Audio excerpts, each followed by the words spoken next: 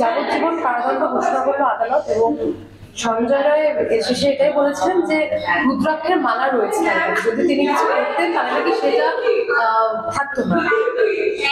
এই বিষয়টা কি বলবো, তুমি কি সাতটা জেলা ঘোষণার সাথে খুশি? আচ্ছা, একটু আসতে।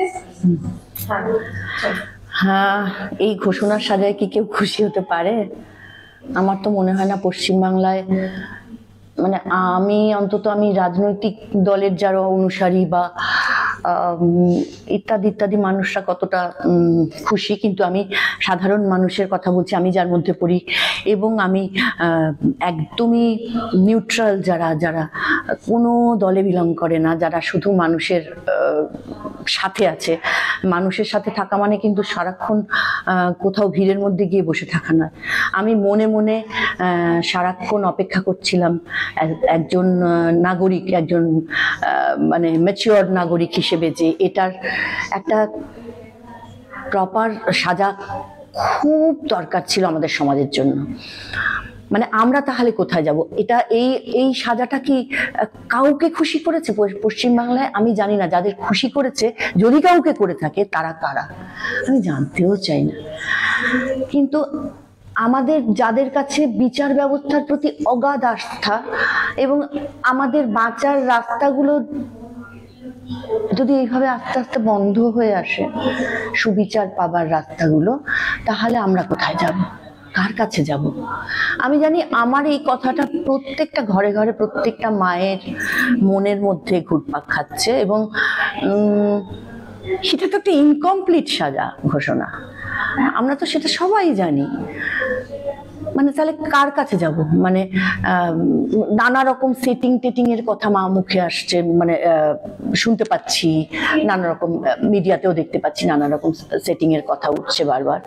আমরা কিছু জানি না এগুলো, আমরা শুধু জানি যে একটা সাধারণ মায়ের একটা অসাধারণ মেয়ে, যে আমাদের সমাজের একটা বিরাট বড় বৃক্ষ হতে পারতো একদিন, তাকে নৃশংসতম ভাবে চলে যেতে হয়েছে। এটা নৃশংসতম নয়? আর তারপরে তার সাজাটার ঘোষণার সময় এরকম একটা সাজা ঘোষণা, একদমই খুশি নেই। খুশি তো নই, মানে আমি জানি না, মানে আমার মনে হচ্ছে যদি সামনের সমস্ত রাস্তাগুলো আস্তে আস্তে বন্ধ হয়ে আসছে, এবং একটা ঘোরতর অন্ধকার আমাদের সামনে, এবার সেই অন্ধকারের মধ্যে আমরা না হয় কাটিয়ে গেলাম। এতদিন পর্যন্ত আমরা মোটামুটি ছিলাম, সুখে দুঃখে আনন্দে ভালোই ছিলাম, খারাপ ভালো মিশিয়েছিলাম। কিন্তু এর পরের যে জেনারেশন, আমাদের পরের যে generation, one after another generation, যারা আসবে, যারা বাঁচবে, যারা আনন্দের সাথে বাঁচতে চাইবে, এই সমাজ তাদের সেটা দেবে? মানে অ্যাফোর্ড করতে পারবে কি? সমস্তটার মধ্যে যদি পক্ষপাতিত্ব ঢুকে পড়ে, সব কিছুর মধ্যে যদি একটা অন্ধত্ব ঢুকে পড়ে, একটা কোথাও কাউকে বাঁচানো, কারণ এটা তো পরিষ্কার, জলের মতো পরিষ্কার যে আমরা কতজন লোককে দেখেছি যারা সাজা পাওয়ার যোগ্য, বা তাদের এগেনস্টে অন্তত ভালো করে পর্যবেক্ষণ করে এবং নানা রকম সমস্ত যা যা প্রমাণ আছে সেই প্রমাণ সহ তাদেরকে ধরা হবে এবং ইন্টারোগেট করা হবে। কোথায়? কিছুই তো হলো না। খুব হতাশ। এবং মানে আমি একজন বয়স্ক নাগরিক হিসেবে আমি খুব ডিসার্টন হয়েছি, এবং আমার খুব মন খারাপ হয়ে গেছে। আমার মনে হচ্ছে যে না, আর কিছু রইল না আমাদের বেঁচে থাকার। কোনো আলো, কোথাও কোনো একটা মেঘের ফাঁকে আলো যে দেখবো, সেই জায়গাটাই বন্ধ হয়ে গেল। একদমই খুশি নই এই বিচারের রায়ে।